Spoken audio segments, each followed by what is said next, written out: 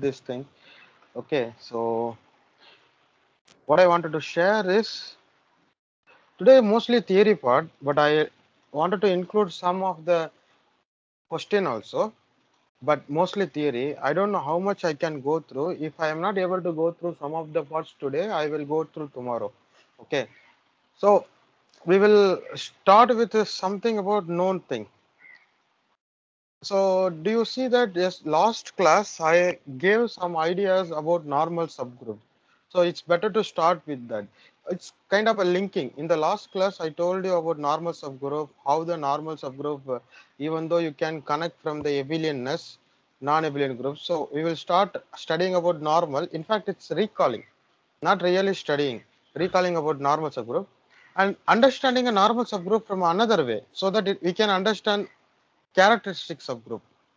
So we can understand characteristic subgroups. Okay, you will see that the examples of characteristic subgroups are very little, but after seeing Sylow's theorem, we can able to generate more examples. So if you can ask somebody to give examples of normal subgroup, they can able to give using that some idea they can able to prove. But if you ask a normal person to give a characteristic subgroup who is in mathematics, he will little bit struggle. That also we will see. Okay, this is the idea, synthesistic idea. 1, 2.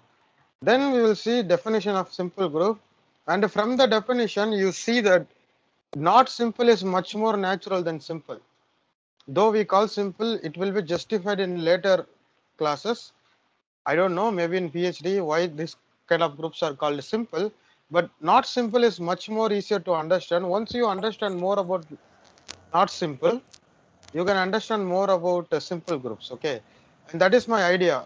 And I have picked up some of the few numbers, and you can ask the question, why are you picking these numbers, and why, what is the motivation or what is the idea of picking such particular numbers, and it will be justified in tomorrow class. So it means you have to come to the tomorrow class. Okay, so don't cut. Okay, then let's go. Group action. I don't want to go through the group action entirely. Whatever I needed, I will go through. I already told you in the last class what is group action. I know some of the people didn't attend the class, so I will recall the definition and this both done in the last class, but I will anyway recall to get a stronger feeling. Okay. Then I will introduce what is called transitive action. This will help us in Sylow's theorem. Okay. Then Sylow's theorem statement. The more time we spend with this statement, it will be nice. And I have a request to you, don't bring that the version that you know. You try to erase from your memory. Assume that you don't know about Sylow's theorem because various books uses various ideas. I have taken this from Michael Artin, majorly from Michael Artin. So please don't interrupt these things with previous Sylow's things. So forget about Sylow's thing. We will sort of modify our version in the sense just tune with me and it will be easy. And few problem related to Sylow's theorem, and there are three things. One is direct, another one is counting, another one is group action method. That is the reason I added this group action method. Hello, some very heavy disturbance coming. Okay, fine, let's go. Hello, am I audible to you people? Yes, yes. Ah, fine. Jaykumar sir, please Yes, change into portrait landscape mode. mode. Art. Like Yes, this. now it's fine. Now it's fine. Okay, fine. Now what we are going to do actually, go through the statements slowly, and I don't want to rush because it's little hard for me also to explain. So let's go through slowly, little bit. Okay. Okay. So let's start from the recall. These are fine, not much problem. These are fine. So we will say, you know, the definition of normal subgroup. You multiply any G and the group and G inverse. It means like this. G small n G inverse such that G varies over G and n varies over n. If this condition satisfies for every G, then we call it normal. Okay. But there is another way of seeing. Let us see another way. See this. examples, these definitions are excuses for me to recall greater things. This will help you to understand many things in your exams. Okay, this is another excuse for me to recall something called inner automorphism. Okay, this is came in many times in exam, show ups in many places. Okay, this particular automorphism I am defining fixed G, phi sub G, phi sub G goes to G like this. It takes X, it takes input X, is G multiply. This G is fixed, okay? So it's a well-defined map. And you can check that clearly this is happening. Let us check in the one side. I will do for one side. Okay, I will do for one side. Another side it will follow phi G inverse composite phi G of X is nothing but phi G inverse Gx G inverse. Then now see whatever comes here, I have to multiply that and that inverse. That's what I'm going to do. G inverse G X G inverse G inverse of inverse, and that is nothing but G. So this will again X. So compositing in this way you are getting X. So it has a left inverse. Similarly, one can check for right inverse. This is a bijection map. This is one of the idea to check bijection. Bijection means what is one to one and on to. One says that it's one to one says this on to, so you are getting identity totally. So it's an invertible map. We have a homomorphism. You can check this is a easily homomorphism. You have a homomorphism which is bijective. That is called automorphism. The automorphism again is an excuse for me to call these groups. This also shows in exams in other places, and it's much more important, much more important. Okay, what is automorphism of G?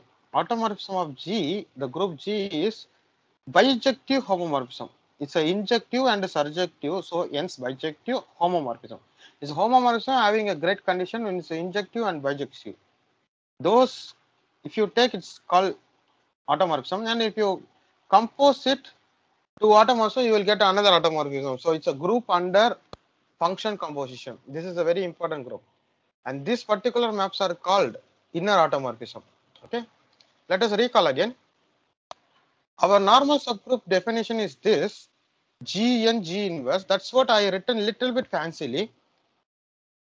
The name little bit fancily. What is the meaning? Meaning phi G n is again n, or I could do like this also. This literally meaning G and G inverse. That's it. But I have written in a language of using functions involving little bit element. I'm using the function, and this is much more beautiful. You can ask me the question. Why? On the first place, this definition is very clear. Why are you including the functions? It is something called like a surplus, like superficial. You can ask this is extra, but this is an advantage. We will see what is advantage. I will say group is subgroup is normal if it is stable under this particular automorphism, which is called inner automorphism. Okay, they put INN, inner automorphism. Stable under inner automorphism. That means if you put the function, still that group is that equal. In fact, that will come equal because of injective and surjective equal. Okay, it's equal. So it's stable under this particular type of functions. You can ask now the question, I have a subgroup which is stable under. That means every phi of n equal to n for every phi in the automorphism. Particularly, this is for inner automorphism. Inner automorphism sub of auto G. But if it goes for every automorphism, then it's called characteristic. This came in NBHM many times. Okay, this is very important group also. One can easily see, since this is stable under every automorphism. You see, stable under only inner automorphism is normal. Stable under every automorphism is called characteristic subgroup. It is stable under every automorphism. Automatically, it's normal. It's clear, right? It's automatically the every characteristic is normal, and this is advantage. We have defined in such a way by just seeing stable under inner automorphism. That means phi G of n, G n G inverse equal to n for every G is there, stable under this thing. is called stable under means inner automation called normal subgroup. Now stable under every automation called characteristic subgroup. From the very definition, one can observe that n is normal. If it is characteristic, whenever n is characteristic, n is normal. One can ask another question: when a normal subgroup can be characteristic? Okay, this can be partially answered by Sylow's theorem, and I will come. Once if you know that thing, you have lot of examples, lot of examples, and also you will see the very great thing there. Okay, like prime numbers, Sylow subgroup has some kind of a nice property, which also like a product, nice things are happening. Okay, I will tell you tomorrow about little bit about nilpotent group that will help you to understand why the Sylow subgroups are nice, and also it's behaving sort of in a nice way. Some kind of arithmetic theorem for natural number works also. It's a very version of arithmetic problem works there also. So those are called nilpotent groups, and we will see the structures are very important. Okay, like abelian group, this nilpotent structures also determined for finite nilpotent group. It is really clearly determined, and those you see in a abelian group we have a cyclic group. Those are the factors. Cyclic group building blocks of factors. Similarly, for nilpotent groups, building blocks are Sylow subgroups. Okay, and we will see that tomorrow. Little bit, not much, but little bit. And I wanted to give little glimpse of the research. That's why I wanted to include. But other things are very basic for exams.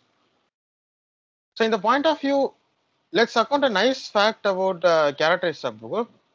This is a nice fact about characteristic subgroup. Suppose you have a unique subgroup in the sense of order.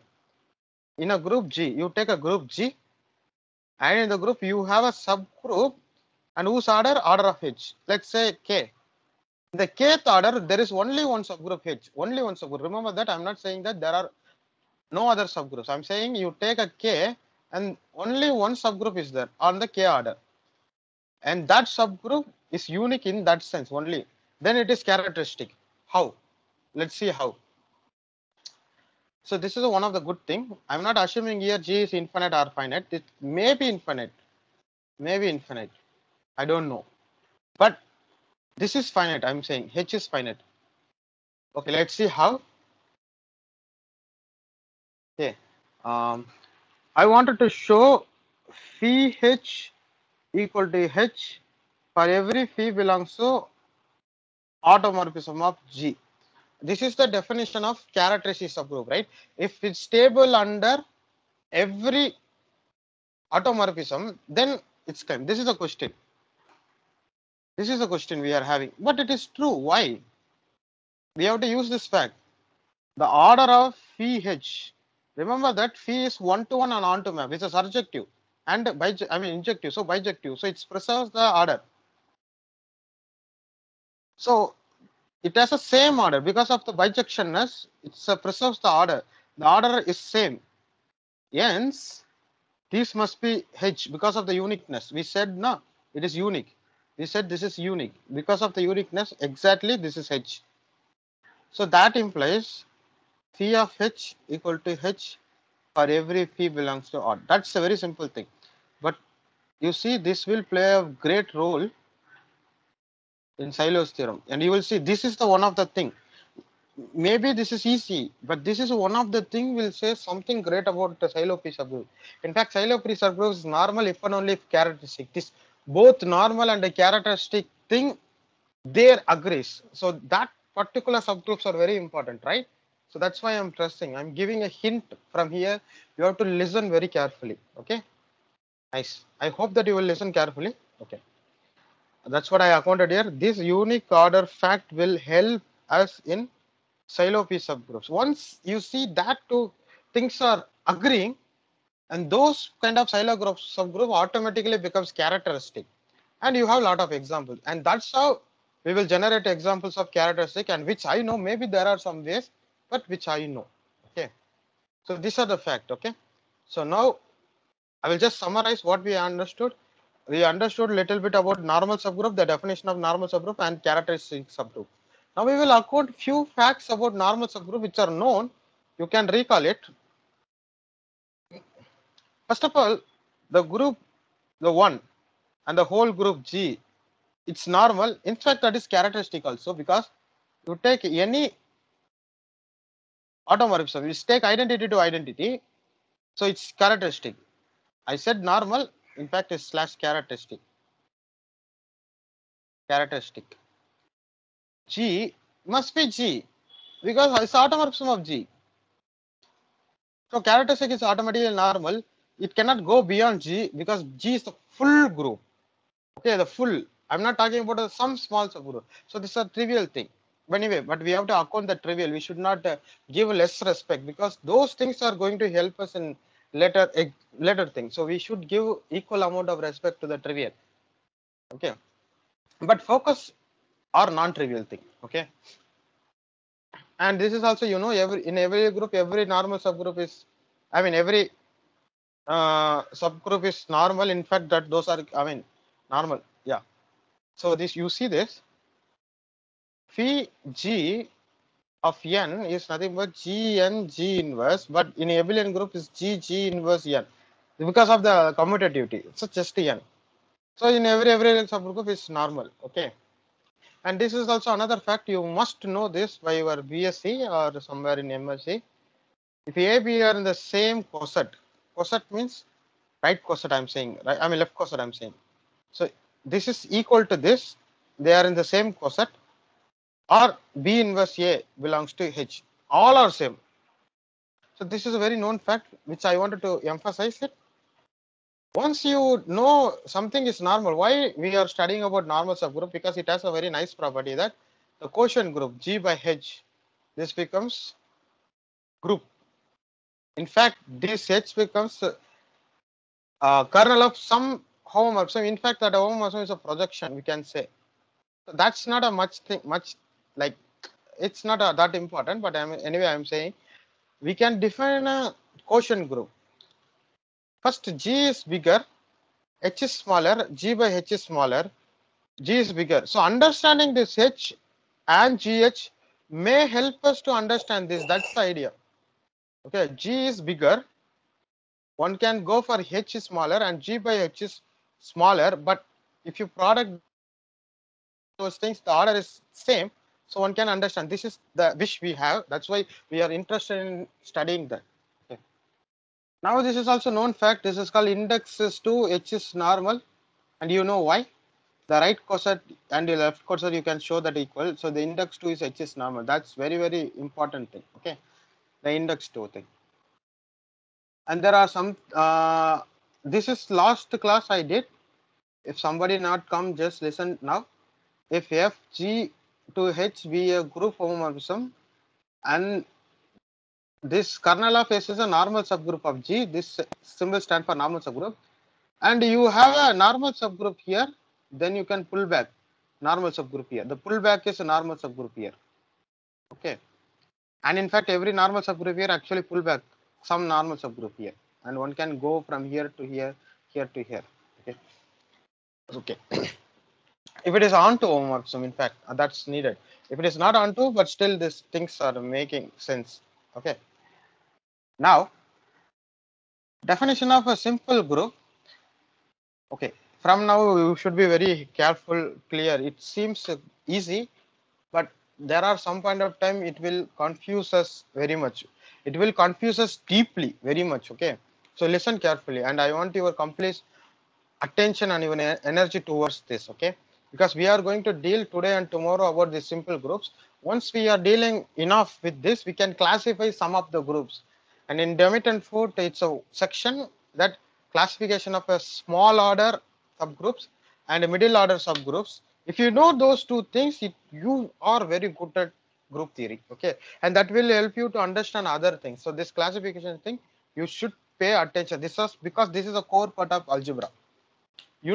Nowadays the C-star algebra classification is going on, and I have discussed with my guide about approximately finite C-star algebra. These are started like this, and many author contributors in this way. So it's one of the great achievement in mathematics. More than 2000 authors contributed to classify the simple groups in the finite sense. Okay, more than 2200 authors.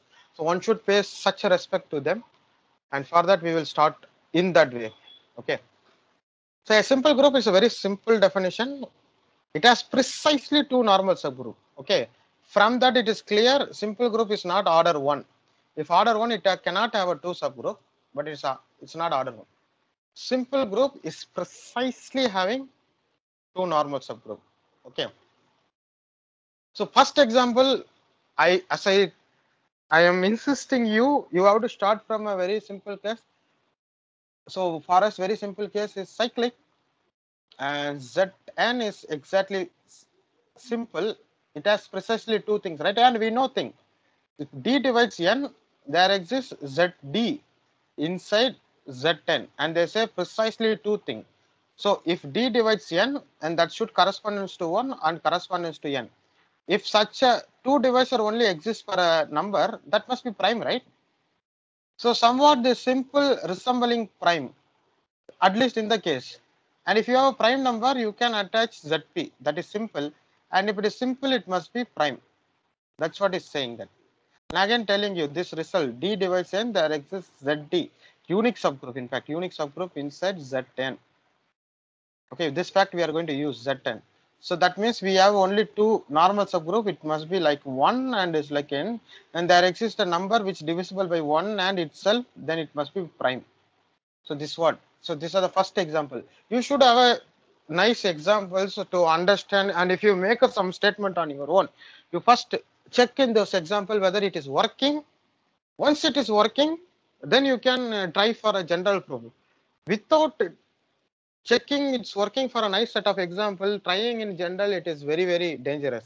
And it will lead you to some neurotic assumptions. It is not good. That's what my guide keep on insisting me. You can make lot of statements, but you should have a very nice set of example and restriction. Then only you can work on it. Okay. Okay, let's go.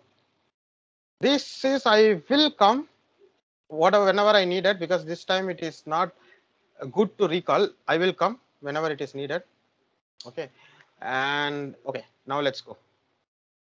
This is very, very important theorem. This is very, very important theorem. I will come. So let's pause a moment for group action. So far we dealt with simple, and you see simple is really simple definition, just precisely two normal subgroup, whether infinite or finite, but we are going to deal with a finite thing. And saying not simple is much more easier. Okay, what, let's understand before going to this, let's understand what we mean by not simple. A group, and I'm going to always deal with a finite group and more than one, at least its cardinality is 2. So not simple means it has at least 3 normal subgroup, which is 1, I mean the identity itself, the whole group itself, and inter between. So to show something is not simple, you have to get a normal subgroup in between. In between means which is not identity, which is not whole, in between. And this is the, you see, this is a precise definition, kind of a very nice formulation of maximal ideal, right? In the maximal ideal in ring theory, you say the same thing.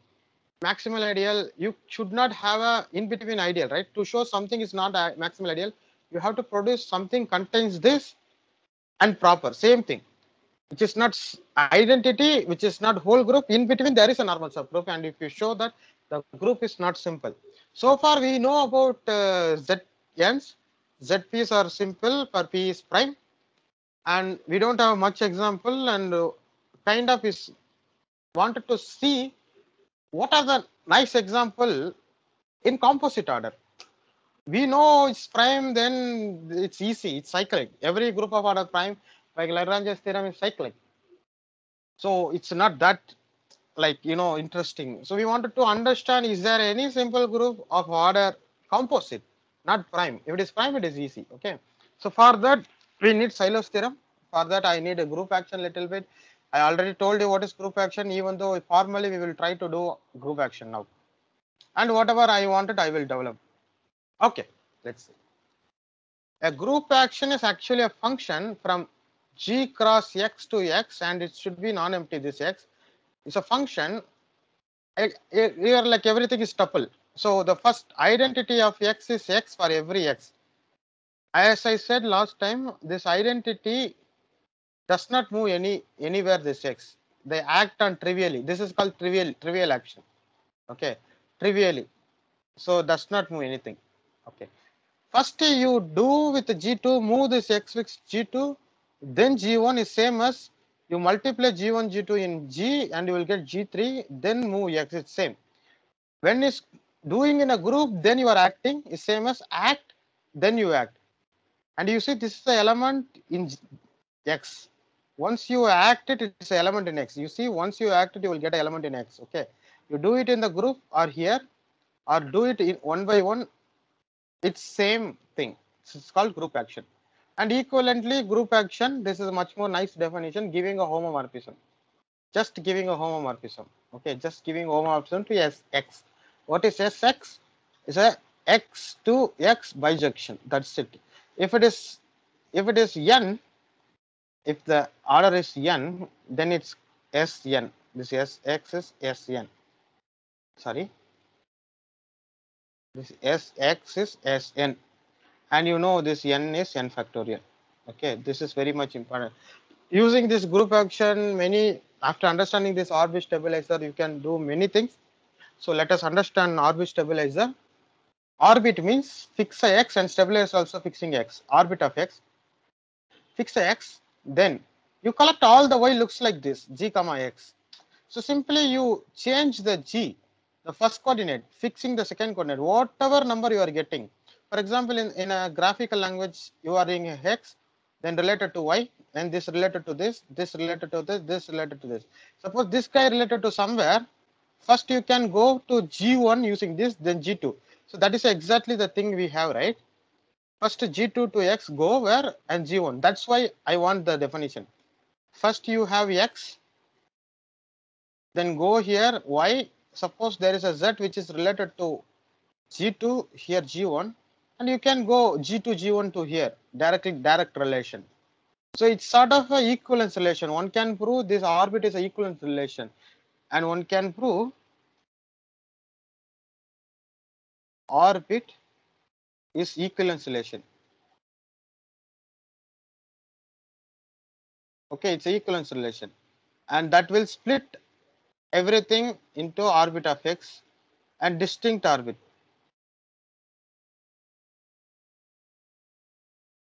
This can be done in a one class very nice way. If I get a chance, another chance, I will do it very clearly, because this group action requires some two classes and one can understand this. And if you change the actions, you will get many things. For example, I sent you notes, right? In the notes, if you use the Coset action, you will get a Lagrange's theorem. If you use the left regular action, you will get the Cayley's theorem. If you take the conjugation action, you will get the class equation. And all this together, you will get the Sylow's theorem. Okay, let's see. Now, uh, so understanding in terms of X is better to understand this orbit. It seems to be very important, this orbit, and also everybody in the orbit are related to X, right? And so hence they are related. So there is a Z and Y, and related to X. You can go by G, you can go by G dash, then you can come by G dash inverse, and you can go. So Z and Y are inverse. So everything are related, and such a action called everything is related called transitive. I will come in a moment, but anyway, let me account it. These are the thing. Orbit, we know, we understood orbit. Second coordinate, first coordinate is varying by fixing second coordinate. Now the stabilizer of X. Initially we noted that X, E comma X is just X.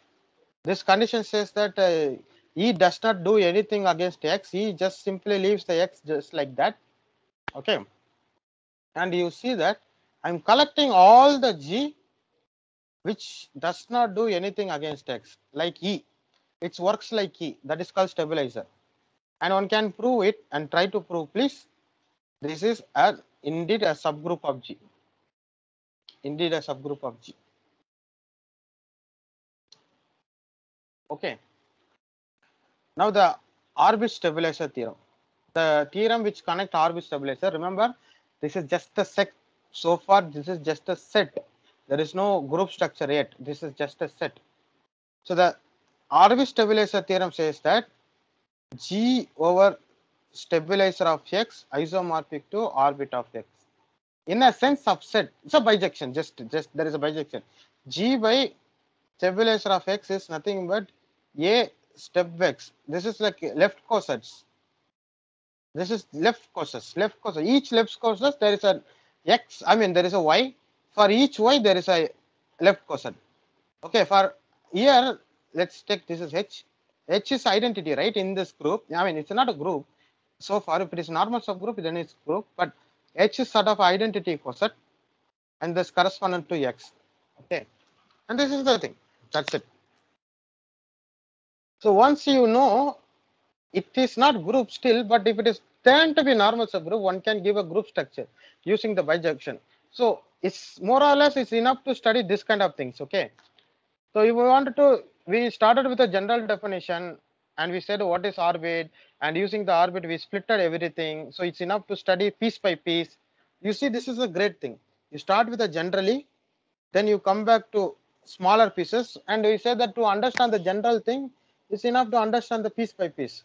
And from that you can see, and there is some kind of isomorphism. It's not, but as I said, and it's the group action isomorphism. I sent you the K and Raghavan sir notes there. It's very clear that these are G sets. You will define something called G sets, and he says that both are G set. It's a G set isomorphism, not as just a set, but G set, because acting here is same as acting here.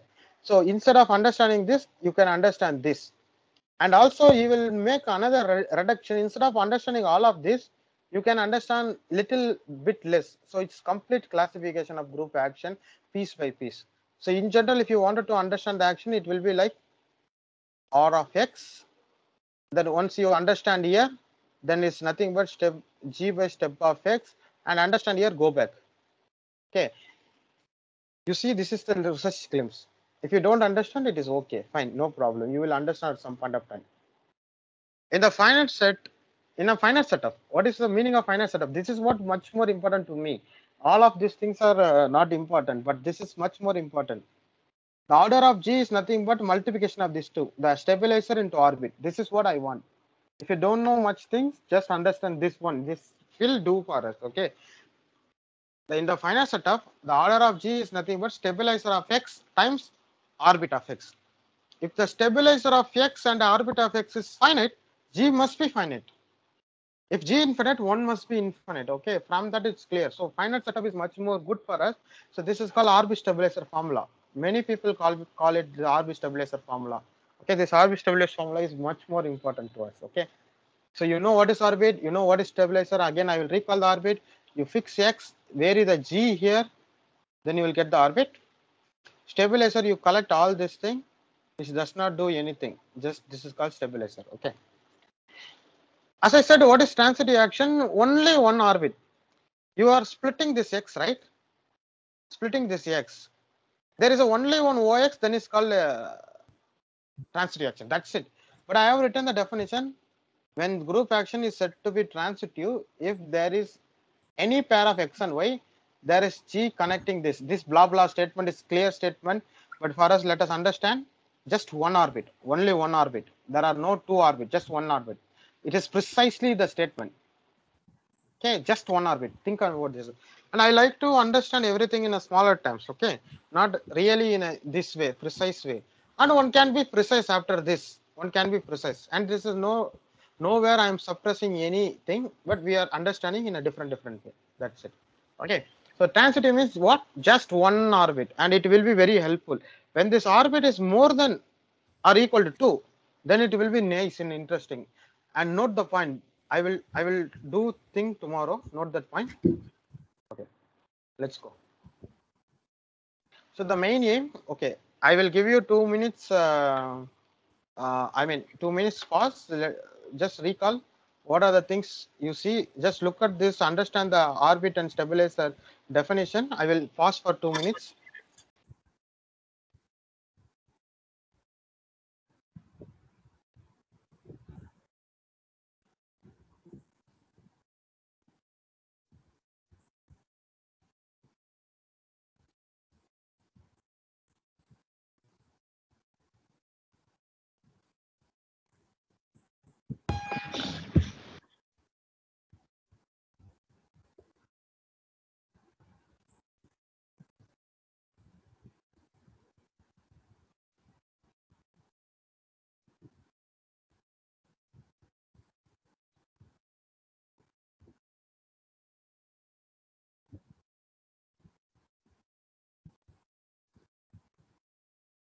Okay.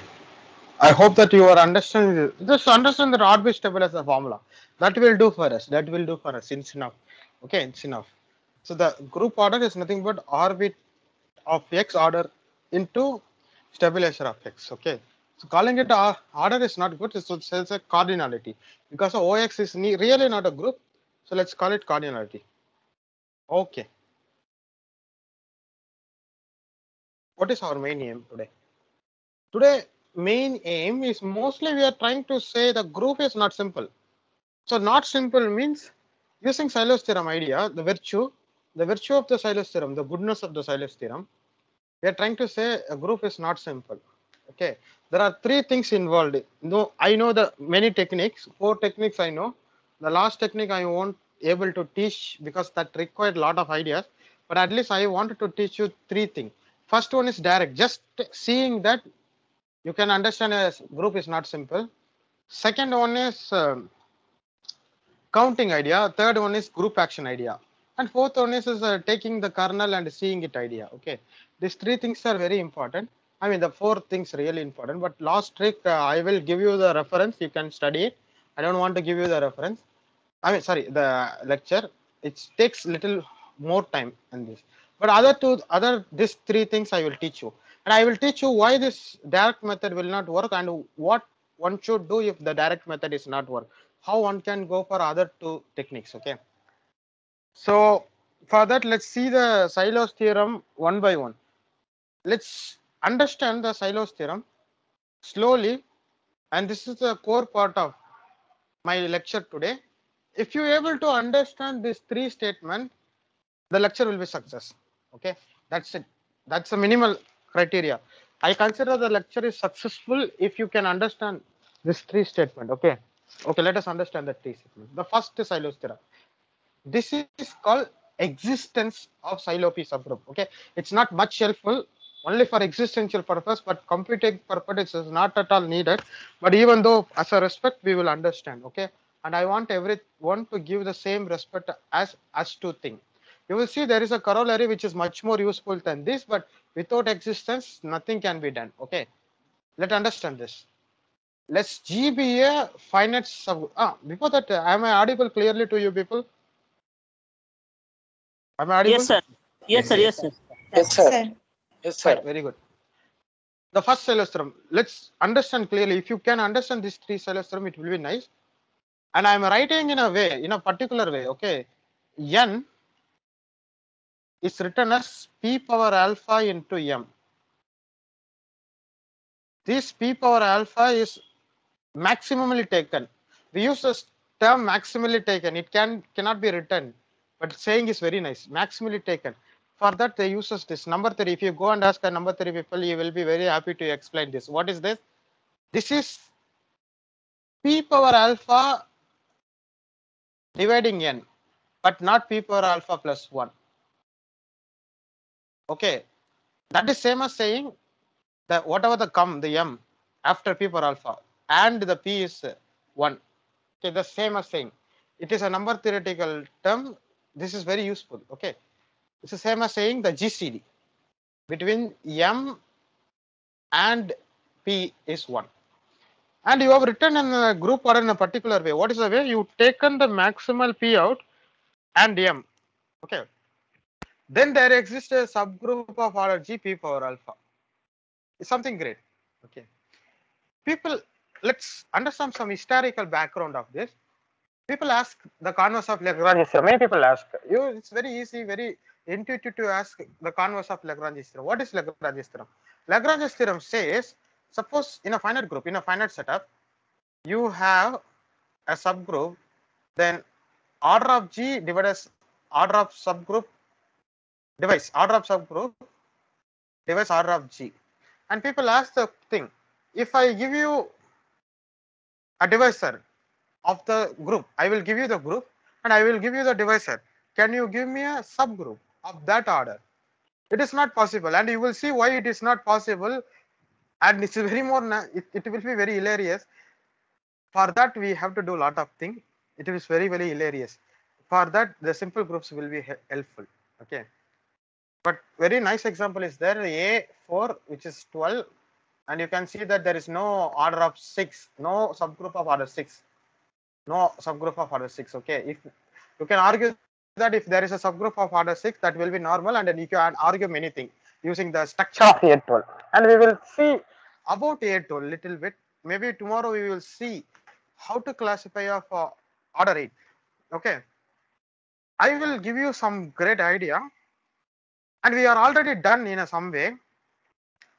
In order 8, we have seen there is a abelian group, and I told you in the last lecture, every even number there exists a diagonal group, and we have abelian group, then diagonal group. And I also told you last class about Q8, and now we have a 3 group. One is abelian, one is dihedral, and one is Q8. Forget about abelian. Many abelian groups, and we know how to classify them using that order because of the fundamental theorem of abelian groups. So we don't care about much about abelian groups. And Lagrange's converse theorem holds in abelian group, finite abelian group. So we don't care much. But for non-abelian group, it is much more interesting. And we will see tomorrow possibly, and I will show you explicitly in order 8, there exists exactly 2 non-abelian group. One is dihedral, another one is this. For that, I need some little bit about semi-direct product. But we will see. One is dihedral and one is Q8. Okay, we will show tomorrow. For that, the Sylow's theorems are extremely important. So let us understand that this p power alpha into m in a particular way I have written. There exists a subgroup of p power alpha. Maximum. Remember that maximum p I have taken out. That is the meaning of this thing. Maximum p taken out. There is no more multiple of p is here. P does not divide this thing. Okay, this thing.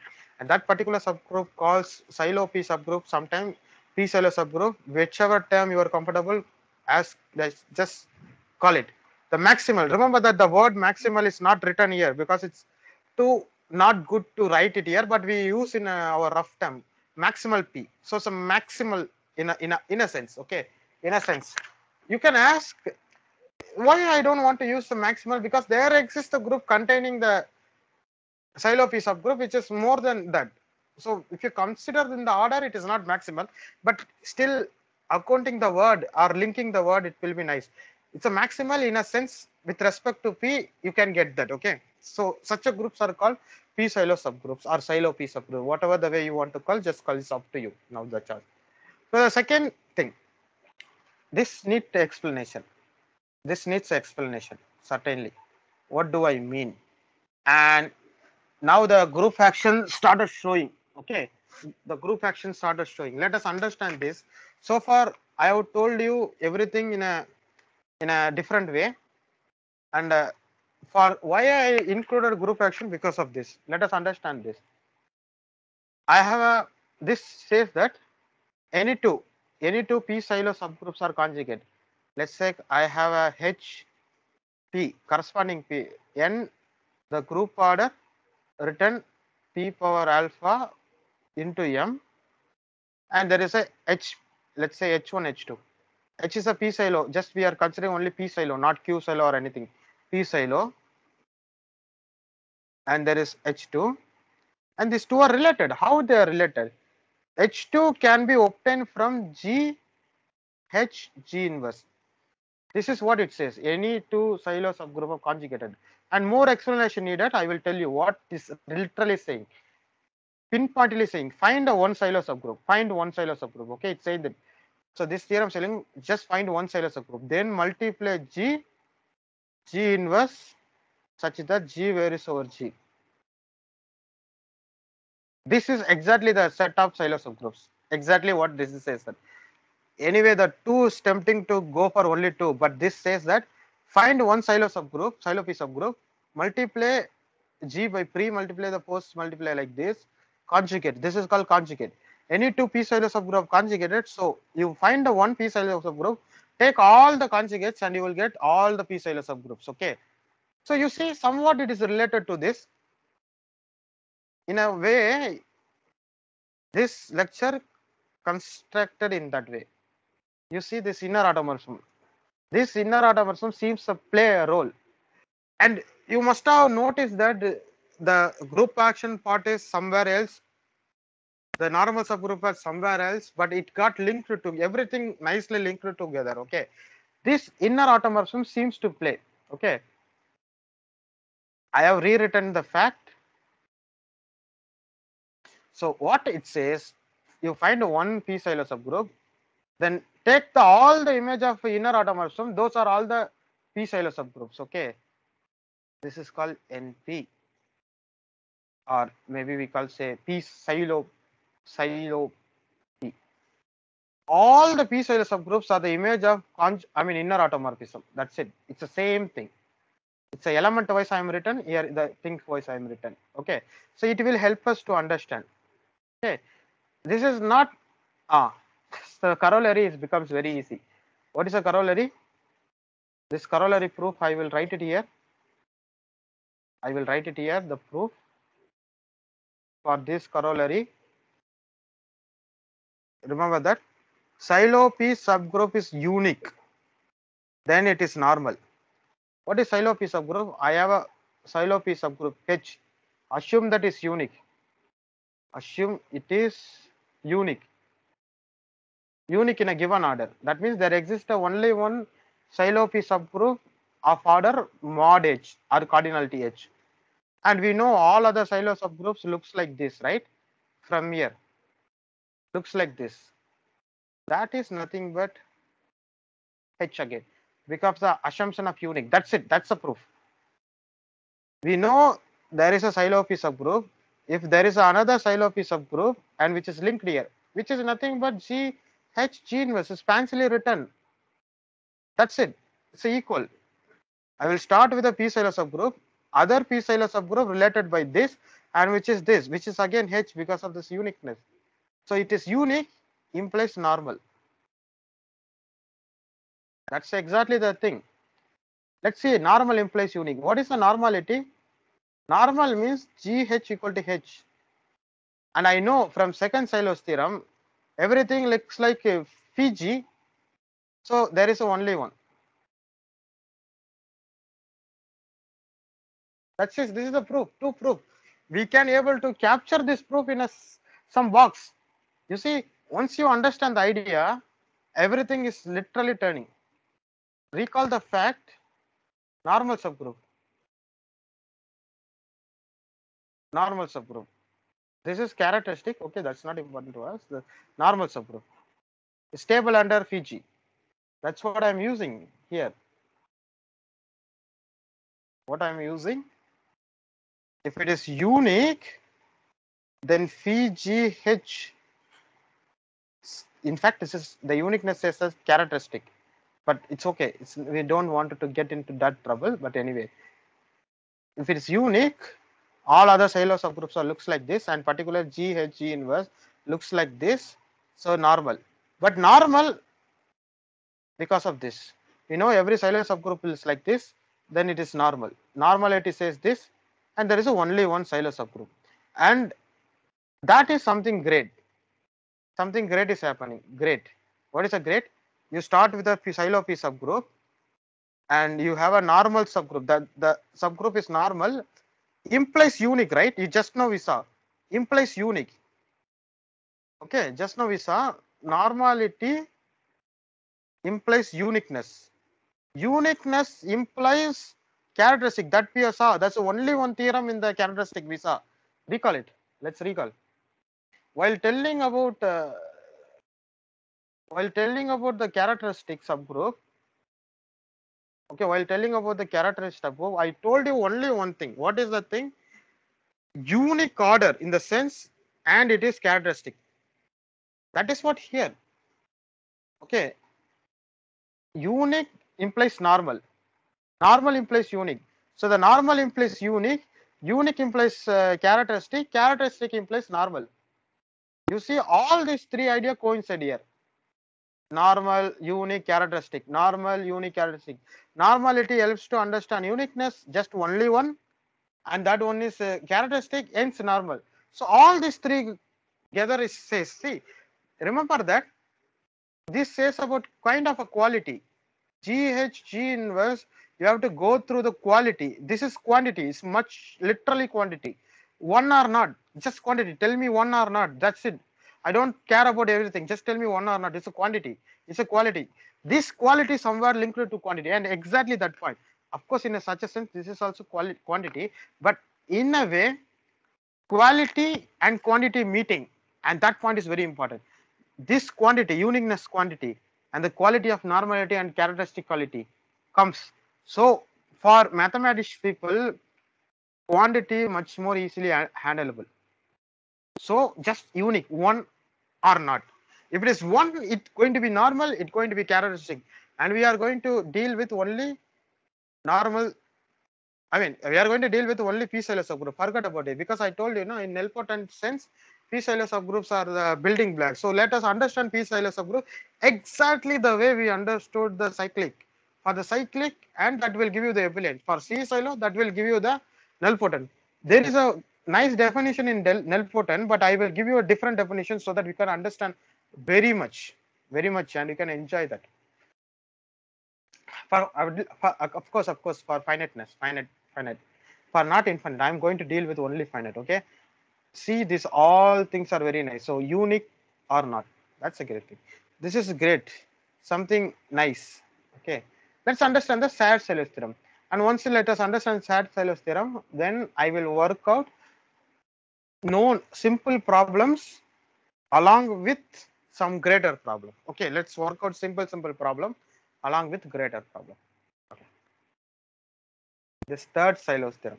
This third Silius theorem is counting, and you can ask, I could have given this third Silius theorem, and after that I could have discussed this, but I don't want to do that, because exactly the point, for us doing quantity is much more easier than the quality. Somewhat, some sense, doing quantity is much more easier, and in a problem you will see is much more easier to work out the quantity.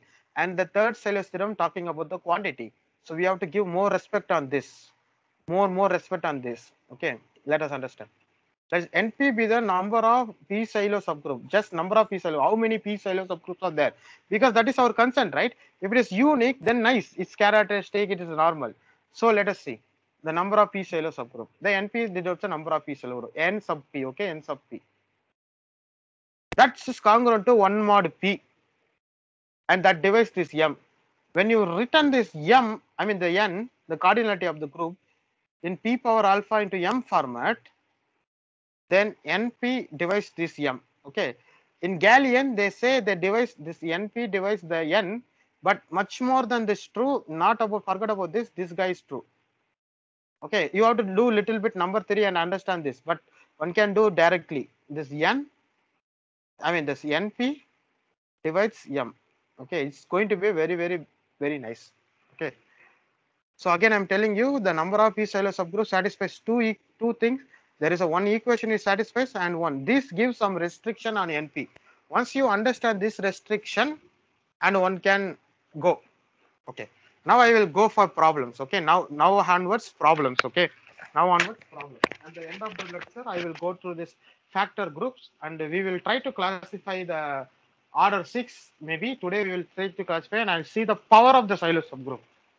People say application of Sylow subgroup because that application word has some nice meaning and polite, but I wanted to use something wild. It's called power of Sylow subgroup, not application. It's power, the power of the Sylow subgroup. Okay, but while if you write, it's better to write politely. That's why people write application, but we will see the power of the Sylow P subgroup. Okay, so as I said here, to understand the quality, understand the quantity. So this is the thing. We have to start with the third Sylow subgroup, then go to second. Okay, then go to second. Not against exactly second, but the corollary. It is unique or not. Okay, let's start with the third. So how to work generally? Now we are going to problems. How to work generally? You take n, general setup.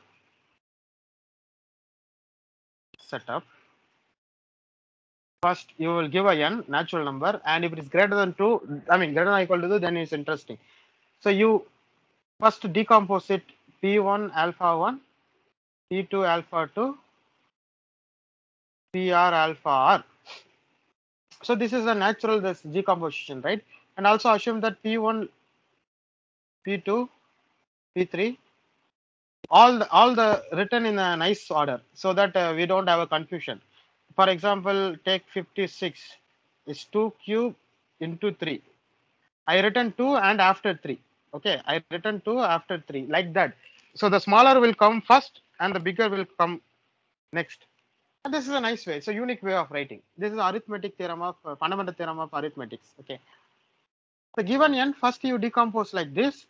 Then by first theorem, there exists the p silo subgroup of this guy, this guy, this guy, and this guy. Everybody.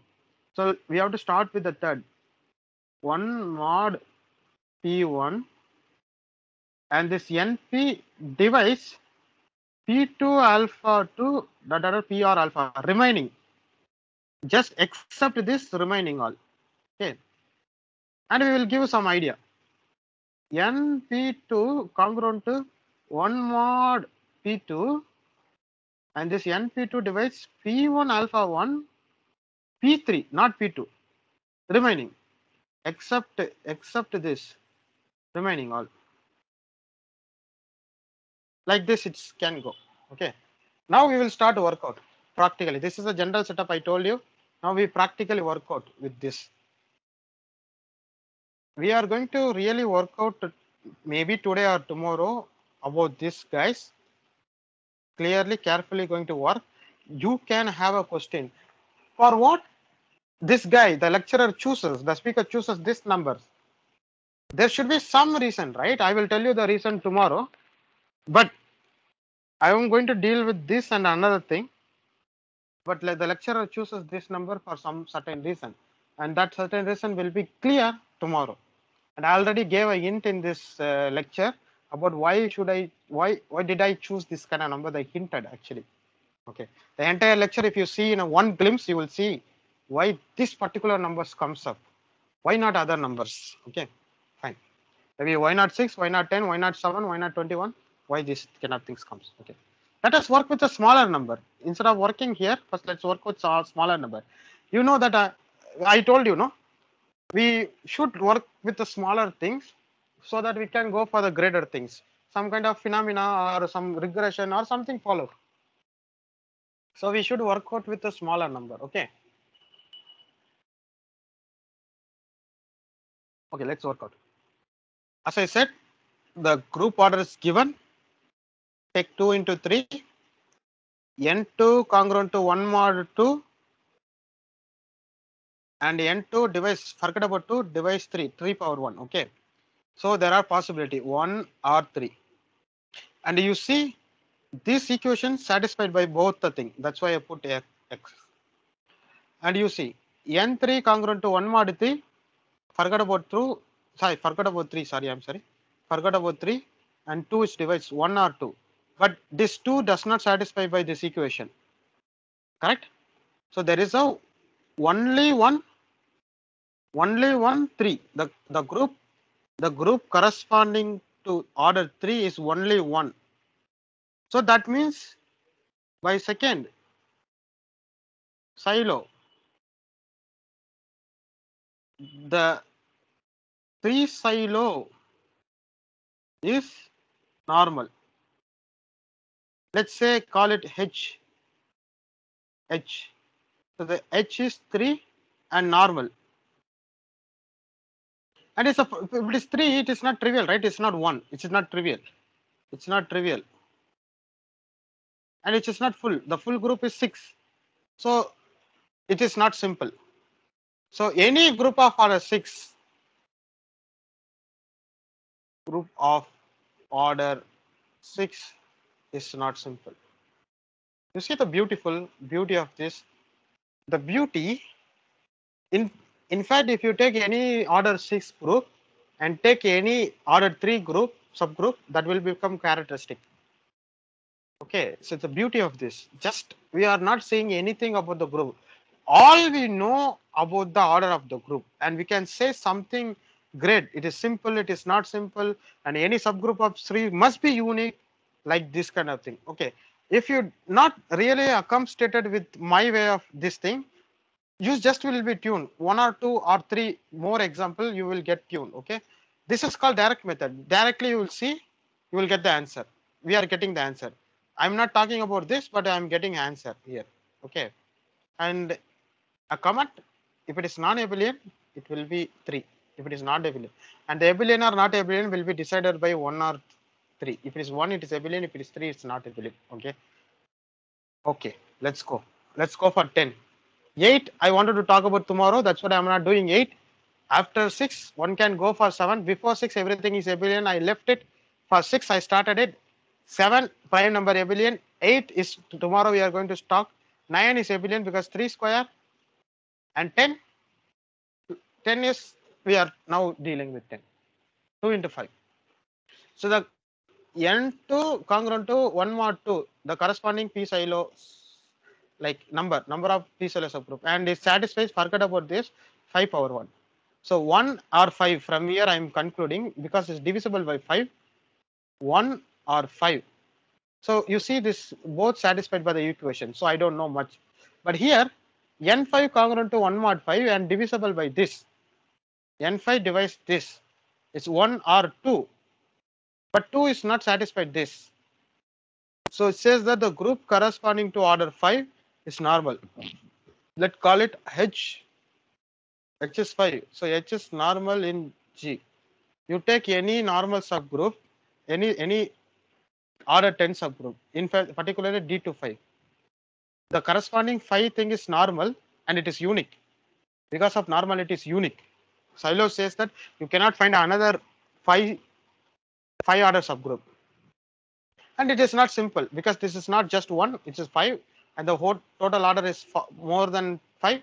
So there is a subgroup in between, the H subgroup in between identity and G. So this is normal. This is normal. This is normal. This is also normal. So this is not simple. Any order 10 is not simple. And I wanted to deal with these things. But before that, I want you also try this thing. These are very simple using the same idea. But for me, I will deal with 56 now. I will tell you why direct method is not working. See, these are come just directly, but it is not always in the case. Direct method will work. One should ready for some abnormality. If something goes very easy, this is not interesting. Something goes really crazy, that is interesting. Let's go. 56, order 56. This is asked in ISA exam. ISA exam. Okay, ISA exam. This is much more this thing. This one question, if I able to, we have some 26 minutes. If I'm able to tell you about this one thing completely, I will be very, very happy because this one question contains many idea. I'm sure there will be persons who's going to ask some questions about this. So please listen carefully. I will be very happy if I can able to finish this question slowly. I will tell you why direct method is little more confusion on this. So some new idea needed. That new idea is called counting idea. The same trick work for many groups. Okay. The same trick work for many groups. Let's go. Okay. The 56. The group order 56.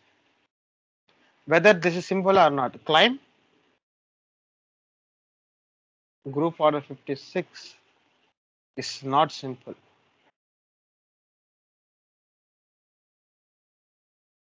Okay. So take 56. I don't know the nature of the group, the set, and how the binary operation defined, but I know just 56. Okay. If you do this, you will see 2 cube, that is 8 into 7. 8 into 7, how much? 56. Okay, good. 8 into 7, 56. Fine. So n2 congruent to 1 mod 2. Slowly. So whenever you see, you have to do like this. n2 divides 7. That is 1 or 7. And you see both are possible. How? So this, okay, somebody have some confusion. This np congruent to 1 mod p means p divides this np number minus 1. In our case, 1 minus 1, 2 divides, that's 0, right? 2 divides 7 minus 1, that is 6. 6 divisible by 2. That's what the meaning of this equation. It will be clear now. N7 congruent to 1 mod 7. Remember that N7 divides except this 7, everything. Except this 7, everything. 2 cube. So that is 1 or 2 or 4 or 8. We will see. 1 minus 1, 0. So 7 divisible by 0. This is okay. 2 minus 1, 1. 7 does not divide 1. Okay. 7 does not, 2 minus 1. Let's put 4 minus 1. So it is not. But 7 divides 8 minus 1. That is 7. It is there. So these two things are there. These two things are there. Now you see the direct method is not working. We have two possibility here. We have two possibility here. Let us write down the cases. What are the possibility? So directly I cannot say anything. Cases. N2 equal to 1, N7 equal to 1. That is one case. Second case, N2 equal to 1, N7 equal to 8. This is the one case. Third case, N2 equal to 7, N7 equal to 1. Third case. Fourth case, N2 equal to 7, N8 equal to, N7 equal to 8. 4 cases. I have about not simple or Sylow's theorem. You have to, not simple or Sylow's theorem. You have to start like that. First decompose everything, the number. We have the 2 equation. Just give a 2 equation and compute it. Once you compute it, see the possibilities. Once you know the possibilities, write down the cases and let us analyze the cases. First thing, we have 1 year. We have 1 year. Remember that this Sylow corresponds to 8, 2 cube, 2 cube. This Sylow corresponding to 7. So we have a unique, both are unique. If it's both are unique, at least one of them is unique. Let's say corresponding to 7 is unique. It is not 1. So it is a non-trivial subgroup, which is not 56. That's corresponding, let's say K. The order K is 7. Sir, please Yes? repeat one more. N2 is equals to 1 and N7 is equals to 1.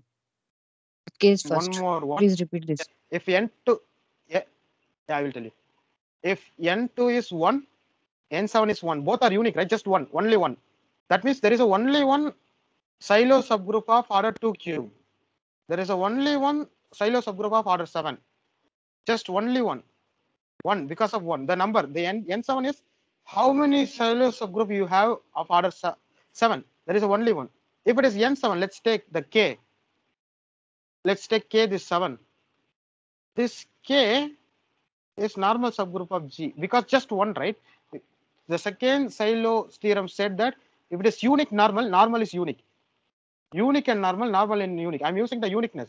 I'm using the uniqueness to say the normality. And we have this. Sorry, we have this.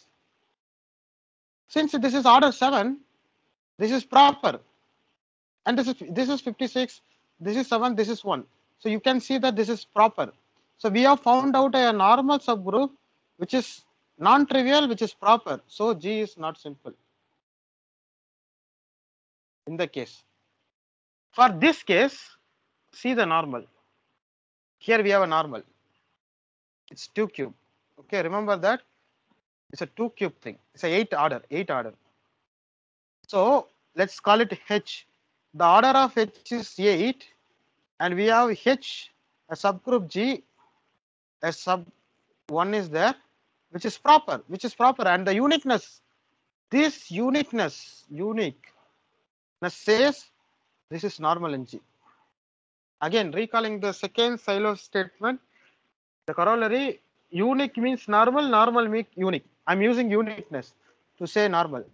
So here also I have found out a proper normal subgroup. This is order 8, this is order 1, this is order 56, which is proper. So G is not simple in this case.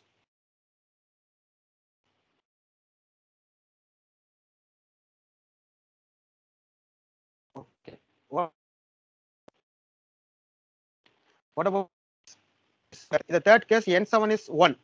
So let's call it K. Okay. Third case. This is second case. This is first case.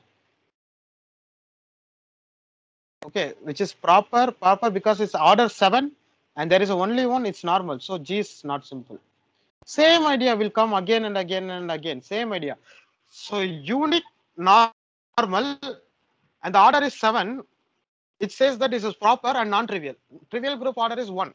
So we have a non-trivial normal subgroup which is proper subgroup. So we have at least 3 normal subgroup. So G is not simple. But this is not the case. You see, this is not the case for the fourth one. This is not the case for the fourth one. Why? We don't have any nice thing. This is not 1. This is not 1. We are not getting, by just seeing that we are not getting 1. So this is not direct. We have to invent some new method, and that method is called counting method.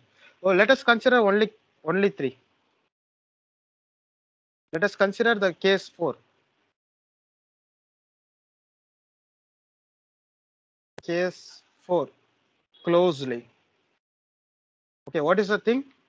N2 is 7, N7 is 8. Okay, we call the N7 group is K1, K2, K3, K4, K5, K6, K7, K8. Okay, we call this like this. Okay, and you see the Ki. What is the Ki order? 8. How many? Okay, sorry, 7. Sorry, 7. How many groups are there? Subgroups are there? 8. K1, K2, K3, K4, K5, K6, K7, K8. Okay, let us start with the first one. Identity, I will count. Apart from identity, I have 6 more element because 7. Because this is 7, apart from identity, I have 6 more element.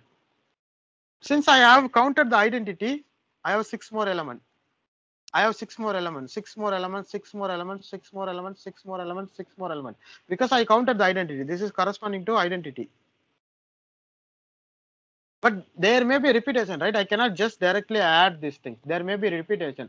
But note that the Ki is 7. Cyclic. Prime order. What about Ki intersection Kj? I'm saying when I not equal to j, this is just trivial identity.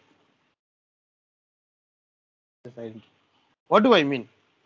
See, if Ki intersection Kj, there is something, let's say A, and A not equal to identity. You know A generate the group, correct? Ki prime. Any subgroup, non-trivial subgroup is must be like that. Ki because prime. You see that 7 prime. So A belongs to Kj. A belongs to generate Kj. So Ki equal to Kj. If I not equal to j, the intersection is trivial. What I am saying again, I am telling you, we are looking at the case, this case, which is not direct analysis of silos. N2 is 7, N2 is 8. So let us start, because of our prime number, this is 2 cube. The corresponding order 2 cube, it's not prime exactly. So let us start with the prime. We have 8 many subgroups of G whose order is 7. So I start first counter, just 1 plus 6. This is for identity. Identity, everywhere identity, so I don't count. So after the identity, there are 6 more elements. Okay. And it says that Ki intersection Kj is trivial. So I can count it. So this will contribute 7 element, this will contribute 6 element, this will contribute 6 element, this will contribute 6 element, because whatever I counted here, I cannot count again because this is different, except identity, this is different. So I add everything. What do I get? I get 49.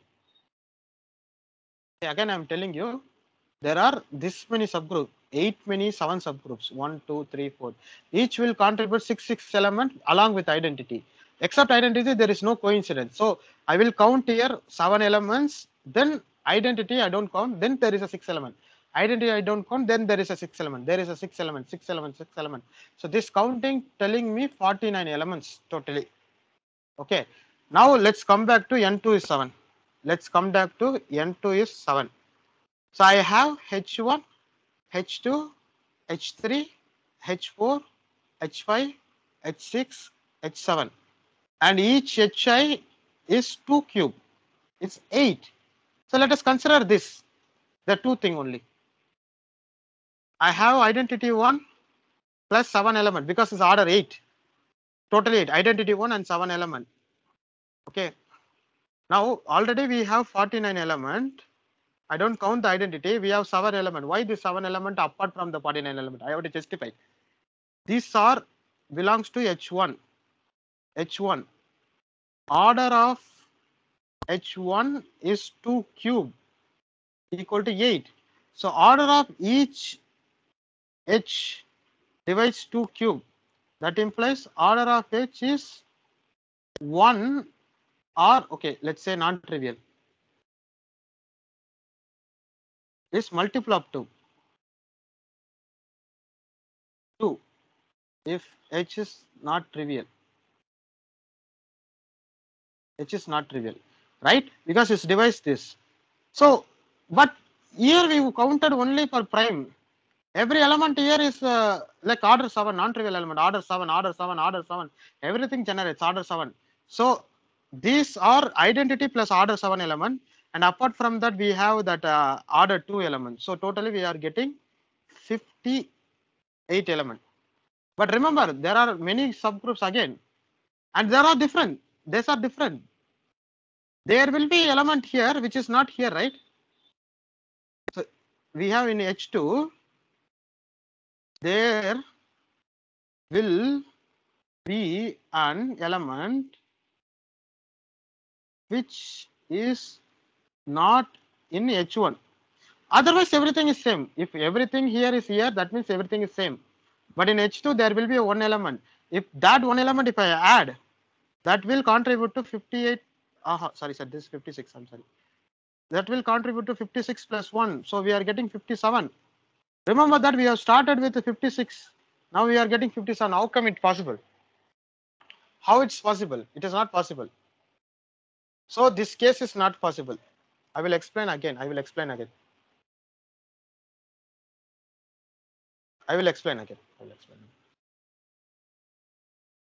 Let's explain from the first. This is a question. We are trying to say the same way. The order 56 is not simple.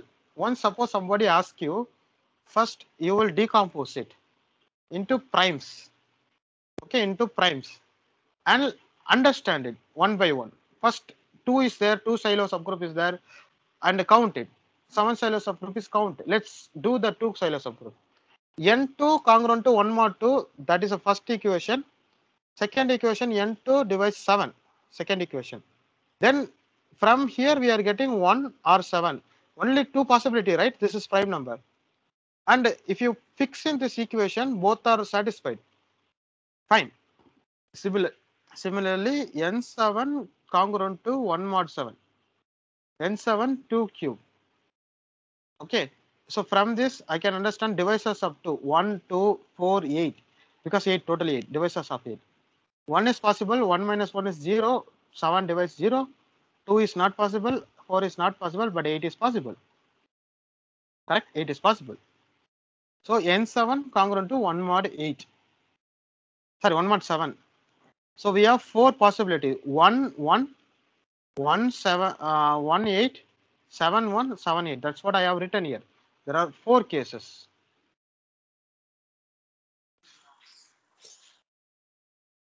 There are 4 cases. One by one. Case 1, 1, 1. Case 2, 1, 8. Case 3, 7, 1. Case 4, 7 and 8. But you see the first 3 cases are very nice. Why nice? Somewhere the 1 is coming. The uniqueness is coming. So that uniqueness helps us to understand. Once you have, let's say, for example, this is unique.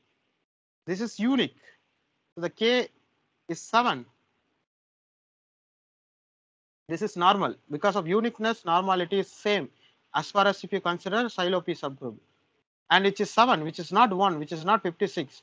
So it's a proper normal subgroup which is non-trivial. So the G is not simple. The same thing apply here. The same thing apply here. But except fourth, everywhere we are getting this 1. So it is nice. But the fourth is we are not getting 1. So we cannot say directly. These are direct. These three are direct. But in the fourth, we are not getting direct. Okay, for that we have to look very closely. Okay, let us consider the case 4 closely. In the case 4, we have N2 is 7, N7 is 8, N7 order is 7. So it is a prime number. We know much better the cyclic groups, right? So better to start from that. I am again telling you, somewhere or other, some nice structure of simple thing will come. Nice, very lower structures. From that we start. We know the cyclic groups. Much so it's better to start from here. That's what I said. There are 7. Sorry, there are 8, 7 subgroups. Silo 7 subgroup. There are 8. And this group will contribute 7 elements, 1 for identity and 6. This contribute 1 for identity but already counted and 6. This group gives 6, this 6, 6, 6, 6, 6. All will contribute 6. And I cannot add everything directly unless I know these are disjoint. You know this formula, right? A union B equal to the modulus is, I mean the now cardinality mod A mod B minus A intersection B. This formula. So if the intersection is empty, we can say A union B is just A plus B. Okay, this is a formula. So I have to understood that any two of them over counting. Otherwise, so suppose let's say some of the elements is in 5. If I count it again, I count it as over counting. I have to make sure I could not over count. That's what comes here. The intersection Ki intersection Kj is trivial when I not equal to j. If there is a non-trivial element in K and Kj, that generates Ki. We know that's a prime. So that generates Kj. We know prime. So Ki equal to Kj. That means I equal to j. Both are same group. So when it is not equal to, we are getting 1. So for that I can add. This will contribute 7 elements, then 6, 6, 6. If I add everything, I will get 49. 49 element. One is identity and rest 48 is order 7 elements. Okay, I'm giving you this. I will go through this question once more because all the great ideas are involved. First time when I explain, you would have understand some 50%. Now maybe 75%. Again, if I go through again, you would have understand much more than that. Okay. Then I come here for N2. I have many things, but I consider only 2. From here, I will get identity. I don't count it. There are 7 elements, which is order 2 element multiple of 2. So that will contribute me 7 elements, which is order 2. This is like 1 plus 48 plus 7. These are order 7 element. These are order 2 elements. So this itself 56. But you see, there are many things. There is something which is here, which is not here. Then that's why it says a distinct. If everything here is here, this equal, right? Because all of them are same. So something here which is not here. So that will contribute me 1 more. So 57, but we have started from 56. So the case is not possible. This is not possible. The case itself not possible. This implies the case itself not possible. So this is not possible. Let me have not possible.